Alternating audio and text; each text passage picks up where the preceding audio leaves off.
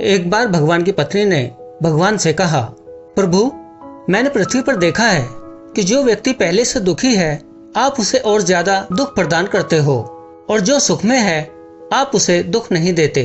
भगवान ने इस बात को समझाने के लिए अपनी पत्नी को धरती पर चलने के लिए कहा। दोनों ने इंसानी रूप में पति पत्नी का रूप लिया और एक गांव के पास डेरा डाल लिया।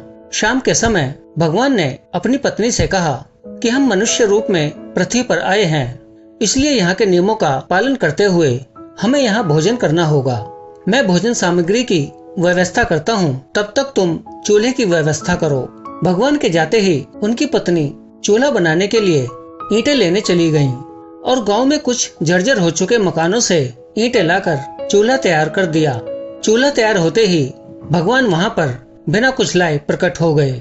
भगवान को वहाँ पर खाली हाथ देख उनकी पत्नी ने पूछा, आप तो कुछ लेकर नहीं आए, भोजन कैसे बनेगा? भगवान बोले, अब तुम्हें इसकी जरूरत नहीं पड़ेगी। भगवान ने पूछा, तुम चूल्हा बनाने के लिए ईंटें कहाँ से लेकर आई हो?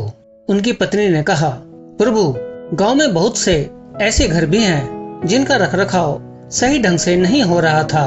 उनकी जर्जर हो चुकी दीवारों से ईंटें निकाल कर ले आई।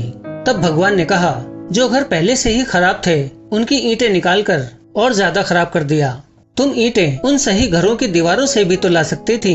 तब उनकी पत्नी बोली, प्रभु, उन घरों में रहने वाले लोगों ने उन घरों का रखरखाव बहुत सही तरीके से किया था और वह घर सुंदर भी लग रहे थे। ऐसे में उनकी सुंदरता को बिगाड़ना उचित नहीं होता।